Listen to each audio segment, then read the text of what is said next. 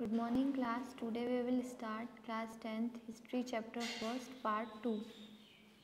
तो अपन आज fourth part से पढ़ते हैं जर्मनी और इटली का निर्माण। अपन ने यहाँ तक ये जो पार्ट 3 है यहाँ तक कंप्लीट कर लिया था फर्स्ट पार्ट में। सेकंड पार्ट में अपन पढ़ते हैं जर्मनी और इटली का निर्माण कैसे हुआ। तो जर्मनी क्या सेना राष्ट्र की निर्माता हो सकती है, ये क्वेश्चन है। तो अपन बताते हैं आपके मतलब हो सकती है कि नहीं। तो 1848 के बाद यूरोप में राष्ट्रवाद का जनतंत्र और क्रांति से अलगाव होने लगा। राज्य की सत्ता को बढ़ाने और पूरे यूरोप पर राजनीतिक प्रभुत्व हासिल करने के लिए रूढ़िवादियों ने अक्सर राष्ट्रवादी भावनाओं का इस्तेमाल करा। 1848 के बाद जो यूरोप में राष्ट्रवाद का जो जनतंत्र था, क्रांति थी, इसके अलगाव होने लगे थे।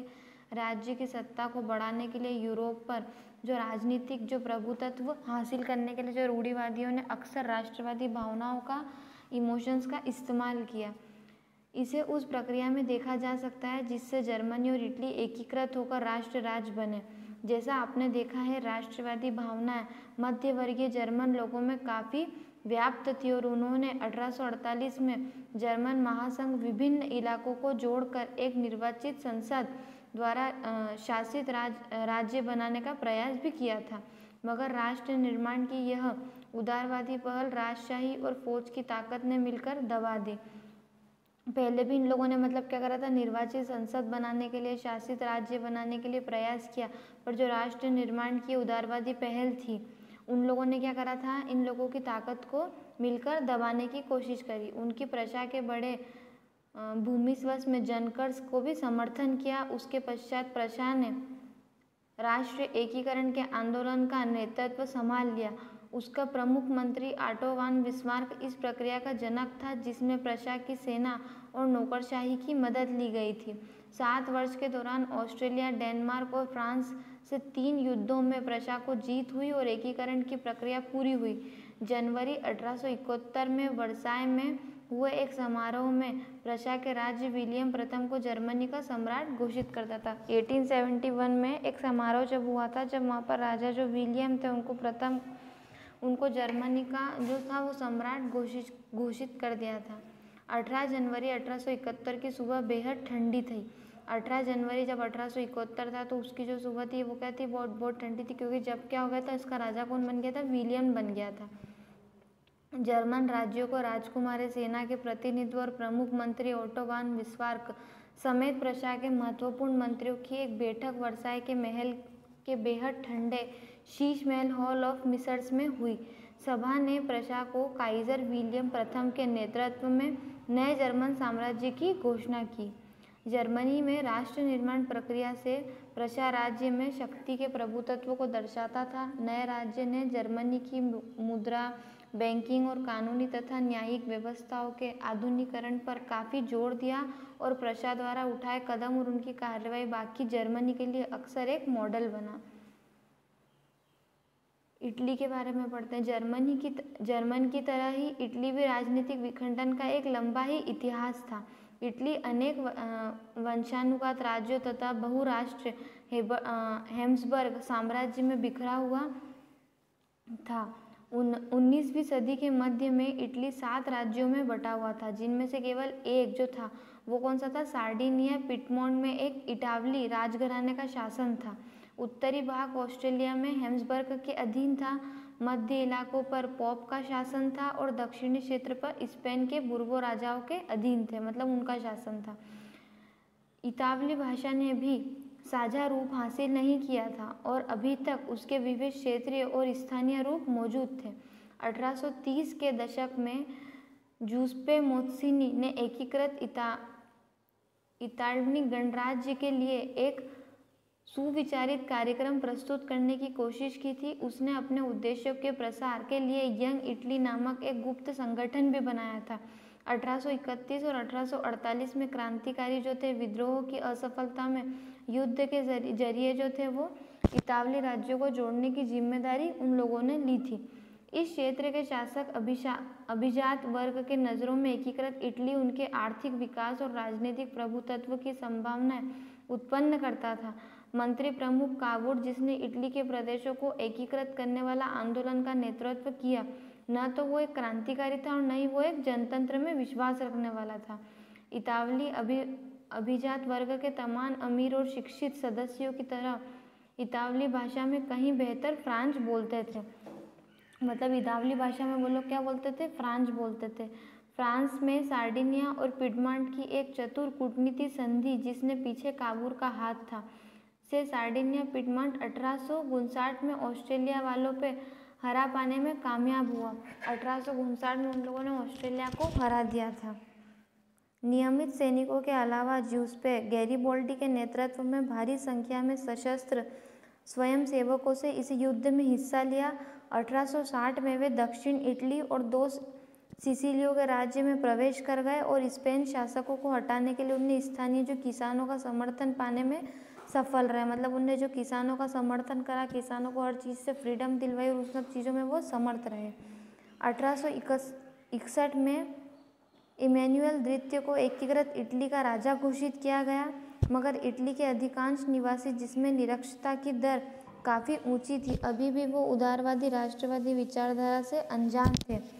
दक्षिणी इटली में जिन आम किसानों ने गैरिबोल्डी का समर्थन दिया था, उन्होंने इटालिया के बारे में कभी कुछ सुना ही नहीं था। वे मानते थे कि जो लॉ इटालिया है विक्टर इमैनुअल की पत्नी थी। जो लॉ इटालिया थी वो कौन थी? विक्टर इमैनुअल की पत्नी थी। ब्रिटेन की अजीब दास्तान। कुछ विद्वानों ने तर्क दिया है कि राष्ट्र राज्य का मॉडल या आदर्श ग्रेट ब्रिटेन है। ब्रिटेन में राष्ट्र राज्य का निर्माण अचानक हुआ, कोई उथल पुथल या क्रांति का परिणाम नहीं हुआ। यह एक लंबी चलने वाली प्रक्रिया का नतीजा था। 18वीं सदी के पहले ब्रिटानी राष्ट्र था ही नहीं। ब्रिटानी द्वीपसमूह में रहने वाले लोगों में अंग्रेज, वेल्श, स्कॉट या आयरिश की मुख्य पहचान इथनिक थी। इन सब जाति समूह को अपनी सांस्कृतिक और राजनीतिक परंपराएं थीं। लेकिन जैसे जैसे आंग्ल राष्ट्र की धन दौलत, अहमियत और सत्ता में वृद्धि हुई, वह द्वीप समूह के अन्य राष्ट्रों पर अपना प्रभुत्व बढ़ाने में सफल हुआ। एक लंबे टकराव और संघर्ष के बाद आंग्ल संसद ने 1688 में राजतंत्र की ताकत भी छीन ली थी। इस संसद के माध्यम के बाद में राष्ट्र राज्य का निर्माण हुआ, जिसके केंद्र में इंग्लैंड था। जिसका केंद्र कौन था? इंग्लैंड था। इंग्लैंड और स्कॉटलैंड के बीच एक्ट ऑफ यूनियन 1707 में United kingdom of great Britain का गठन हुआ था। 1707 में ग्रेट ब्रिटेन का गठन हुआ था। आपको ध्यान रखना है कि 1700 ये जितनी भी इसमें डेट्स आती है ना, और डेट्स के बाद जो भी पॉइंट लिखा होता है वो अपने को हमेशा अच्छे से ध्यान रखना है, क्योंकि वो हमारे लिए इम्पॉर्टेंट होता है और एग्जाम में पूछा भी जाता है। इससे इंग्लैंड व्यवहार में स्कॉटलैंड पर अपना प्रभुत्व जमा पाया। इसके बाद ब्रिटानी संसद में आंग्ल सदस्यों का दबदबा रहा। एक ब्रिटानी पहचान के विकास का अर्थ यह हुआ कि स्कॉटलैंड की खास संस्कृति और राजनीतिक संस्थानों को योजनाबद्ध तरीके से दबाया गया। स्कॉटिश हॉलैंड के निवासी स्कॉटिश हॉलैंड के जो निवासी थे, जिन कैथलिक कुलों में जब अपनी आज़ादी को व्यक्त करने का प्रयास किया तो उन्हें ज़बरदस्त दमन का भी सामना करना पड़ा। आयरलैंड का भी कुछ ऐसा ही हश्र हुआ। वह देश के कैथलिक और प्रोटेस्टेंट धार्मिकों गुटों में गहराई में बटा हुआ था। अंग्रेजों ने आयरलैंड से प्रोटेस्टेंट धर्म मानने वालों को बहुसंख्यक कैथलिक देश में प्रभुत्व बढ़ाने में सहायता की। ब्रिटानी प्रभाव के विरुद्ध हुए कैथलिक विद्रोह को निर्माता में कुचल दिया गया। वॉल्फ टोन और उसकी यूनाइटेड आयरशिप 1798 में अगुवाई में हुई असफल विद्रोह के बाद 1801 में आयरलैंड और बलपूर्वक यूनाइटेड किंगडम में शामिल कर लिया गया। 1801 में आयरलैंड को बलपूर्वक यूनाइटेड किंगडम में क्या कर लिया था? शामिल कर लिया गया था। एक नए ब्रिटानी राष्ट्र का निर्माण हुआ और संस्कृति का प्रचार प्रसार भी किया गया। आपका 4th पार्ट यहाँ पर खत्म होता है, जिसमें अपन ने निर्माण पढ़ा था। 5th पार्ट में अपन पढ़ते हैं राष्ट्र की दृश्य कल्पना।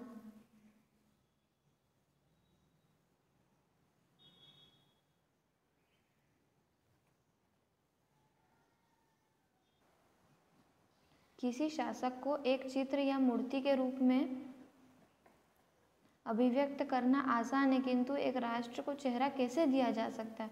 18वीं और 19वीं सदी में कलाकारों ने राष्ट्र का मानवीकरण करके इस प्रश्न को हल किया।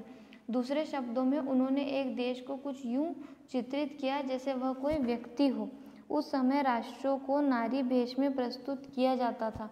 राष्ट्र को व्यक्ति का जमा पहनते हुए जिस नारी रूप को चुन गया था, असल जीवन में कोई खास महिला नहीं थी। ये तो राष्ट्र के अमूर्त विचार के ठोस रूप में प्रदान करने का प्रयास था। यानी नारी की छवि राष्ट्र का रूपक बन गई। जो नारी थी, आज एक औरत होती, उसकी छवि जो थी वो क्या थी, राष्ट्र का उस टाइम रूपक बन गई थी। मतलब किसी भी शासक को चित्र या मूर्ति के रूप में अभिव्यक्त करना आसान है, पर किंतु एक राष्ट्र को चेहरा कैसे दिया जा सकता है। इसलिए जो 18वीं और 19वीं सदी के जो भी कलाकार थे, मानवीकरण थे, उनने इस प्रश्न को हल किया था। आपको याद होगा कि फ्रांसीसी क्रांति के दौरान कलाकारों ने स्वतंत्रता, न्याय और गणतंत्र जैसे विचारों को व्यक्त करने के लिए एक नारी रूपक का प्रयोग किया था। इन आदेशों को विशेष वस्तुओं या प्रतीकों को व्यक्त किया गया था। जैसा कि आपको याद होगा, स्वतंत्रता का प्रतीक लाल टोपी या टूटी जंजीर है, और इंसाफ के आमतौर पर एक ऐसी महिला को प्रतीकात्मक रूप में ऐसे व्यक्त किया जाता है जिसकी आंखों पर पट्टी बंधी हुई और वो तराजू के लिए हुए हो। मतलब जैसे ऐसे नारी को इस टाइम यहाँ पर व्यक्त करते हैं, जिस तरीके से अपन कानून नहीं देखते हैं कि आंखों पर पट्टी बंधी हुई होती है, वो तराजू के लिए हुए हो। इसी प्रकार के नारी रूपकों का आविष्कार कलाकारों ने 19वीं सदी में किया। इन सब का जो आविष्कार करा था, कब करा था, 19वीं सदी में किया था। फ्रांस में उसे लोकप्रिय ईसाई नाम मारियान दिया गया था। फ्रांस में उसे लोकप्रिय ईसाई नाम क्या दिया था, मारियान दिया गया था, जिसमें जन राष्ट्र के विचार को रेखांकित किया। उसके चिन्ह भी स्वतंत्रता और गणतंत्र के थे, लाल टोपी, तिरंगा और कलगी। ये देखिए इस तरीके से मारियोन की प्रतिमाएं सार्वजनिक चौके पर लगाई गई थी ताकि जनता को एकता के राष्ट्र प्रतीक की याद हमेशा आती रहे। इसमें यही बताया था इस चैप्टर में, मतलब इस पार्ट में कि आपको मतलब जिस तरीके से तिरंगे के बारे में बताया गया था और उसकी कब स्थापना हुई, तो उसको सबसे सेंटर में रोड पे लगाया गया था, जिससे सारी जनता को एकीकृत होने का मतलब हमेशा याद रहे और वो जैसे अपन हमेशा साथ रहें।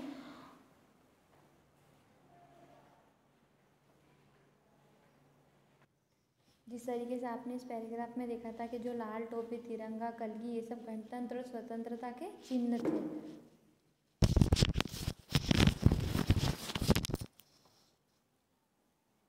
ये देखिए इस पिक्चर में दिख रहा है ना आपको, जर्मेनिया गार्डिंग द राइन नदी पर पहरा देती हुई जर्मेनिया। ये देखिए 6th पार्ट पढ़ते हैं, राष्ट्रवाद और साम्राज्यवाद। 19वीं सदी की अंतिम चौथाई तक राष्ट्रवाद का वह आदर्शवादी, उदारवादी, जनतांत्रिक स्वभाव नहीं रहा था जो सदी के प्रथम भाग में था। 19वीं सदी आते आते तक मतलब वो स्वभाव नहीं रहता जो प्रथम भाग में था। अब राष्ट्रवाद सीमित लक्ष्यों वाला संकीर्ण सिद्धांत बन गया। इस बीच के दौर में राष्ट्रवादी समूह एक दूसरे के प्रति अनुदार होते चले गए और लड़ने के लिए हमेशा तैयार रहते थे। साथ ही प्रमुख यूरोपीय शक्तियों ने भी अपने साम्राज्य उद्देश्यों की प्राप्ति के लिए एक अधीन लोगों की राष्ट्रवादी आकांक्षाओं का इस्तेमाल किया। 1871 के बाद यूरोप में गंभीर राष्ट्रवादी तनाव का स्रोत बाल्कन क्षेत्र था। इस क्षेत्र में भूगोलिक और जातीय भिन्नता थी। इसमें आधुनिक रोमानिया और बुल्गारिया, अल्बेनिया, यूनान और मैसिडोनिया, क्रोएशिया और हार्जेनिया, स्लोवेनिया, सर्बिया और मास्टेनिगो शामिल थे। ये सारे देश हैं जिनके नेम्स हैं वो। क्षेत्र के निवासियों को आमतौर पर स्लाव पुकारा जाता था। क्या पुकारा जाता था? स्लाव पुकारा जाता था। बाल्कन क्षेत्र में एक बड़ा हिस्सा ऑटोमान साम्राज्य के नियंत्रण में था। बाल्कन क्षेत्र में रोमानी राष्ट्रवाद के विचारों को फैलने के लिए ऑटोमान साम्राज्य के विघटन की स्थिति काफ़ी विस्फोटक हो गई थी। 19वीं सदी के ऑटोमान साम्राज्य में आधुनिकीकरण और आंतरिक सुधारों के जरिए मजबूत बनना चाहा था, किंतु इसमें उसे बहुत कम सफलता मिली। एक के बाद एक उसने अधीन यूरोपीय राष्ट्रवादियों के उसके चंगुल से निकलकर स्वतंत्रता की घोषणा करने लगी। उन्होंने इतिहास का इस्तेमाल यह साबित करने के लिए किया था कि वह कभी भी स्वतंत्र थे, किंतु तत्पश्चात विदेशी शक्तियों ने भी उन्हें अधीन कर लिया। वो क्या थे? उनने इन सब इतिहास का इतना जो भी मतलब इस्तेमाल है वो इसीलिए करा था कि वो स्वतंत्र तो थे, पर किंतु तत्पश्चात क्या करा था, विदेशी जो भी शक्तियाँ थी उन्होंने अधीन कर लिया था, मतलब बांध दिया था। जैसे जैसे विभिन्न स्लाव राष्ट्रीय समूह ने अपनी अपनी पहचान और स्वतंत्रता की परिभाषा तय करने की कोशिश की, बाल्कन क्षेत्र गहरे टकराव का क्षेत्र बन गया। बाल्कन राज्य एक दूसरे पे भारी ईर्ष्या करते थे, मतलब एक दूसरे से बहुत चिढ़ते थे, दुश्मनी थी, और हर एक राज्य अपने लिए ज़्यादा से ज़्यादा इलाका हथियाने की उम्मीद रखता था। परिस्थितियाँ और अधिक जटिल इसीलिए हो गई थी क्योंकि बाल्कन क्षेत्र में बड़ी शक्तियों के बीच प्रतिस्पर्धा होने लगी थी। इस समय यूरोपीय शक्तियों के लिए बीच व्यापार और उपनिवेशों के साथ नैनसिक और सैन्य ताकत के लिए गहरी प्रतिस्पर्धा थी। जिस तरह बाल्कन समस्या आगे बढ़ी उसने प्रतिस्पर्धा खुलकर सामने आने लगी। रूस, जर्मनी, इंग्लैंड, ऑस्ट्रो हंगरी की हर ताकत बाल्कन पर अन्य शक्ति की पकड़ को कमज़ोर करके क्षेत्र पे अपने प्रभाव को बढ़ाना चाहती थी। मतलब इन सारे जो देशों की शक्तियाँ थी उनको वो कम करना चाहते थे और अपने जो शक्तियाँ हैं वो प्रभाव पर बढ़ाना चाहती थी। साम्राज्यवाद से जुड़कर राष्ट्रवाद 1914 में यूरोप को महाविपदा की ओर ले गया था, लेकिन इस बीच विश्व के अनेक देशों में जिनका 19वीं सदी में यूरोपीय शक्तियों ने उपनिवेशीकरण किया था, साम्राज्यवादी प्रभुत्व का विरोध करने लगे। हर तरफ जो साम्राज्य विरोधी आंदोलन विकसित हुए थे, इस अर्थ में राष्ट्रवादी जो थे कि वे सभी स्वतंत्र राष्ट्र राज्य का निर्माण करने के लिए संघर्ष भी कर रहे थे, है ना। उन सब का तो क्या था कि हम यही संघर्ष कर रहे हैं कि हमारा जो देश का जो निर्माण है वो सब क्या हो जाए, स्वतंत्र राष्ट्र राज्य बन जाए। वे सभी एक सामूहिक राष्ट्र एकता की भावना से प्रेरित थे जो साम्राज्यवाद विरोध की प्रक्रिया में उभरी। राष्ट्रवाद के यूरोपीय विचार कहीं और नहीं दोहराए गए क्योंकि हर जगह लोगों ने अपनी तरह का विशिष्ट राज्यवाद जो था वो विकसित कर लिया था, मगर ये जो विचार था समाजों को राष्ट्र राज्यों को गठित किया जाना चाहिए और स्वाभाविक और सार्वभौम मान लिया गया। मतलब जो ये उनका विचार था जो समाजों में जो राष्ट्र राज्य के लिए गठित किया जाना चाहिए था वो जब क्या था अब स्वाभाविक मान लिया गया था। तो अपन ने जो पूरा चैप्टर है ये कंप्लीट करा है, इसके क्वेश्चन आंसर आपको पीडीएफ में मिल जाएंगे। ये पूरी अपन ने एक स्टोरी के हिसाब से इसके पूरे 6 पार्ट कंप्लीट करे हैं कि पहले क्या हुआ, उसके बाद में फिर निर्माण हुआ, है ना। उसके बाद आपने जो भी फर्स्ट सेकंड थर्ड पार्ट में सब कम्प्लीटली इस तरीके से पूरा चैप्टर पढ़ा है। तो आई होप आपको ये चैप्टर समझ में आया होगा क्लास 10th, और आपको पीडीएफ जो है क्वेश्चन आंसर मिल जाएगी। और जो भी इसमें डेट्स होती है ना, जो मतलब मैं आपको डेट्स 2 बार रिपीट करती हूँ, वो आप इसमें अच्छे से मतलब उस पर ध्यान दीजिए क्योंकि वो इम्पॉर्टेंट होती है, वही अपनी एग्ज़ाम में भी पूछी जाती है। बाकी एग्ज़ाम में जो भी आ रहा है और जो भी क्वेश्चन आंसर है उसकी पीडीएफ आपको मिल ही रही है। तो थैंक यू क्लास।